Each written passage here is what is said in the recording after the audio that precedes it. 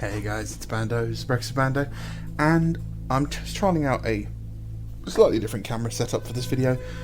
So again, apologies if it's all over the place. Hopefully the angle's a bit better, and it will stay in focus this time. So today I want to do a video on chipping my Sons of Horus. And I apologise if I sound a bit rough. I've got a really nasty ulcer in the back of my throat, and it really hurts to talk. So don't talk, you idiot. You may have seen pictures of my Sons of Horus about. I'm going to obviously put some up here. And you can see they've got this very browny red chipping. Which, yes, it matches their bases. That was unintentional. And I am planning on rebasing a lot of my Sons of Horus. I just need to figure out a new style I like the look of. The reason that I've gone for this red chipping on them is actually inspired by the Second World War. Oh my god, oh, he's going back to the Midwinter Minis video. No, Second World War German tanks. Now, during the late war period, German tanks were usually being primed with a oxide red primer, because they primed their tanks just like we prime our miniatures, because tank paint was a lot of the time was just cheap paint. It wasn't, you know, didn't have special paint or anything, which does not adhere to metal very, very easily, and it wears off really quickly. So primer is a specific type of paint that bonds chemically with metal. So the oxide red, which is, I'll throw a picture here, it's a very famous picture of, there was a King Tiger, I think it was, which, like, basically during the Battle of Berlin rolled off the production line into combat effectively. Funnily enough, complete tangent, there were also Russian tanks doing the same thing. I think during Stalingrad, might have been someone else, but they didn't even have time to put tracks on them. They were riding around on just bare road wheels, which is not conducive for the long life of the tank, but I don't think that was a concern at the time. So I wanted to get this red oxide primer look, as in, this is the coat of paint that was painted onto these suits of armour before the sea green was applied to them. And I normally do this with this colour, which is Word Bearers Red. And I've got two pots of Word Bearers Red, and if we look here, we can see one of them's dried up and empty, and the other one's dried up and fucked. Thanks Games Workshop, you're really helping me with that one. So I'm going to try and do it with Vallejo's Game Air Gory Red, which is basically the same colour, more or less. And I'm going to be using this model, which is an Armistice, and he's made using the body of Fafnir Ram, which is a nice body. You can see I've already started down here. And then I've used the old resin. It's not actually a pack of heavy weapons. It was pre-heresy. They did it for when they did the Badab war kits. They did a set of heavy weapons and special weapons, which was two of these old Rogue Trader style rocket launchers, and some flamers. I think it was some weird style Rogue Trader flamers. And they did them with these really cool Mark II style, but not quite Mark II. They're sort of Mark II-ish with the weird vents backpacks, which I really like the look of. So yeah, you can see here that I've already started him.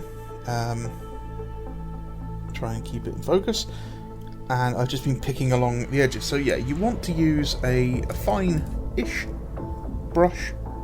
As long as your brush can come to a point, it's fine. You know me, I always like my brushes to have a bit of a bend in the end, because, you know, I'm a bit special like that. And then all I'm doing is dotting along the edges.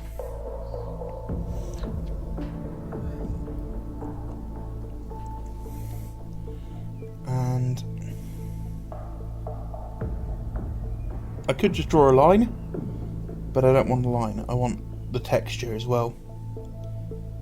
So little dots and scratches.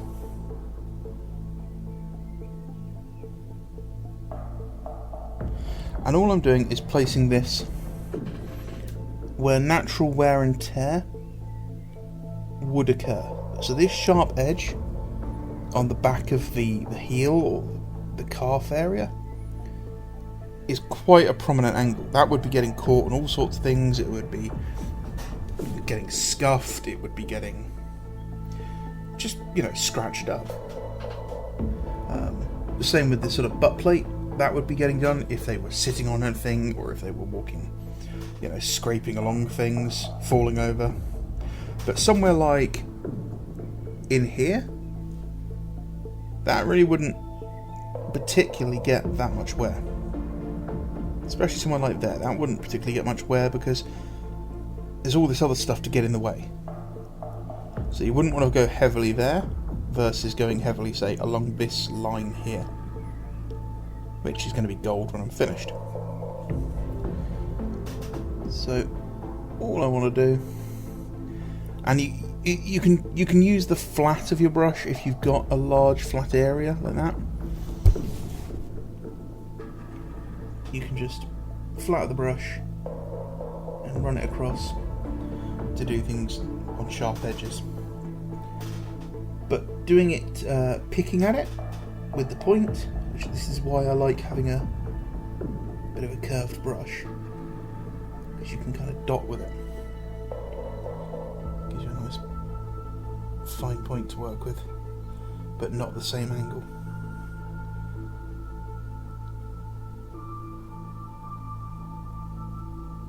Ooh, trying to paint through the camera is very weird. Don't like that. There's no sense of depth perception whatsoever. Oh, am I touching the model? I don't know. I can't tell you. Oh, how people can do surgery through like remote control with robots is beyond me. I'm sorry, Jim. This kid's dead. I pulled his kidney out through his eyes. The sharp edge on the elbow is another really good one. This is one I often like to put chipping on. Because, I mean, you bang your elbows on everything in normal day life. In combat, when you're wearing armour, yeah, absolutely. Now, why do I do this? Well, one of the main reasons I do this, apart from just making my models look battle-worn, is I don't do the whole heavy metal shade and highlight thing. You know, I don't come along sort of the edge here of the hand and draw the highlight on. So I use chipping to help enunciate the shape of the model. So it helps the eye naturally see where, you know, edges of plates are. Which is important if you're doing a very grimy, grimdark style like I want to. Centre of the knee. Centre of the knee, because the knee's curved, it's convex like that. So the front of that's going to be where it places when he kneels. There's no point doing it all around the edges, because that's not where the wear's going to be. I mean, there will be wear, but if you're going to do wear on the knees, it's more likely to be right in the middle. Now, luckily, a lot of this stuff in the centre I don't need to touch because there wouldn't be much wear around here. And a lot of this is going to be gold, so that's good. So I'll probably do a bit of the backpack, this hand,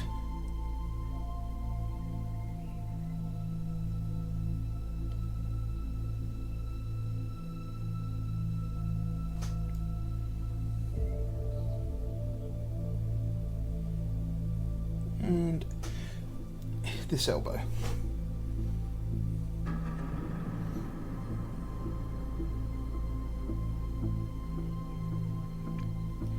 Now if you look at this backpack, you can see just how awful the cast is.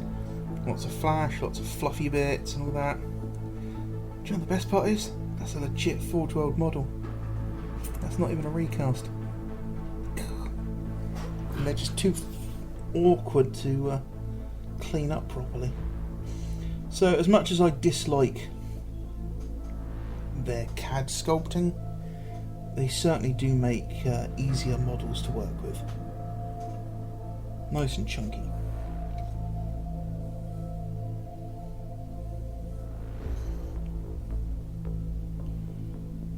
Okay. So now that I'm happy that I've got the red where I want it,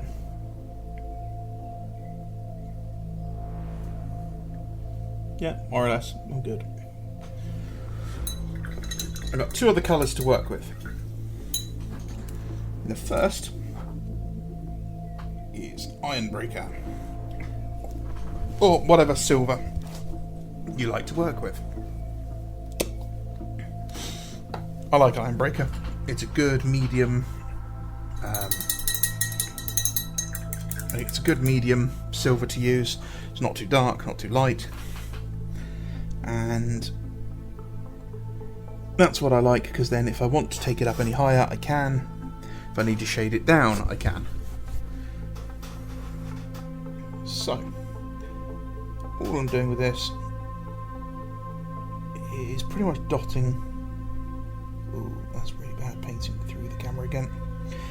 Dotting right around the highest points of where, it's not even the highest points, the lowest points, I suppose. Sorry, I'm making lots of noise in my chair. Trying to shift position to get where I can see it, not through the camera. This is the lowest point because this is actually where it's worn through the primer and got all the way down to the bare metal. Now I try to keep this one as little as possible because I don't want this much wear in a lot of my models.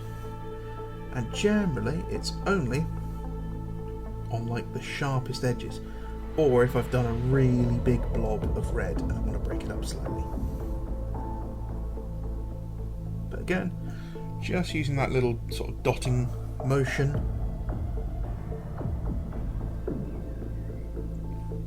Yeah, this guy's good because there's a lot of it there.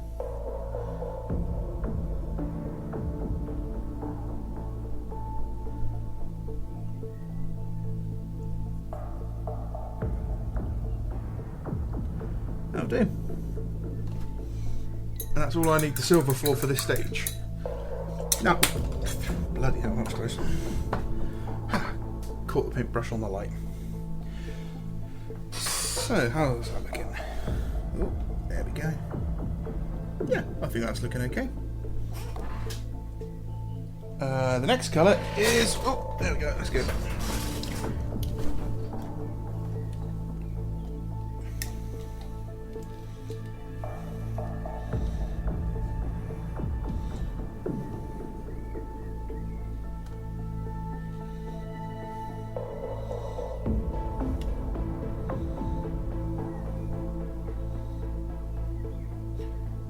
Technical difficulties there. The camera just sort of completely fell off the mount.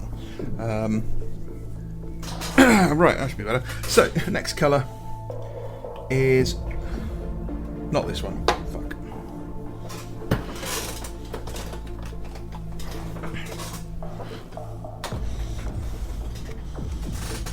Sorry about that. Technical difficulties. The camera flew off the mount.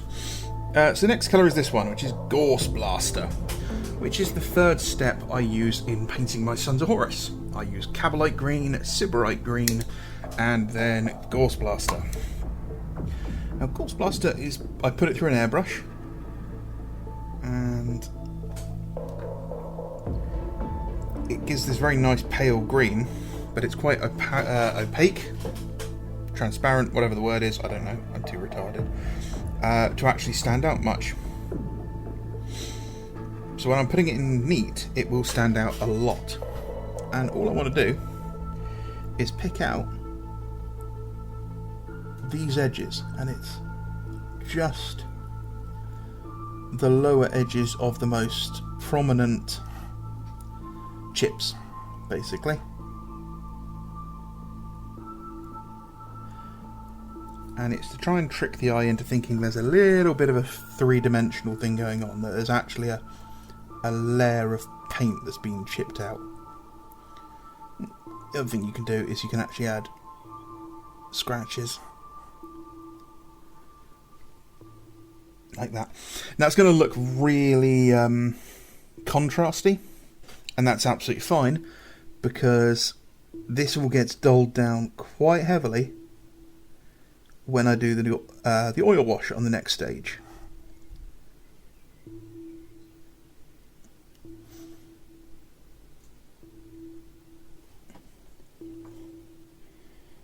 only downside of this stage is that it makes the model look like it's a can of Arizona iced tea. Oh, that's a bit big, it doesn't matter. And we don't have to be super, you know, autistic about it.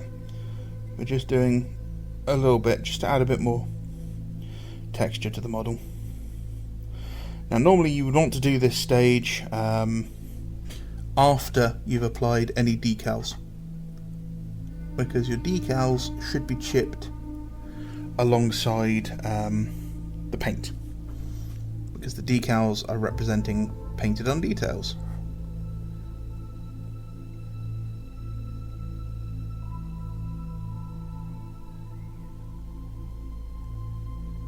So that's it. Nice and simple. And then that will get dulled down with a nice oil wash of burnt umber.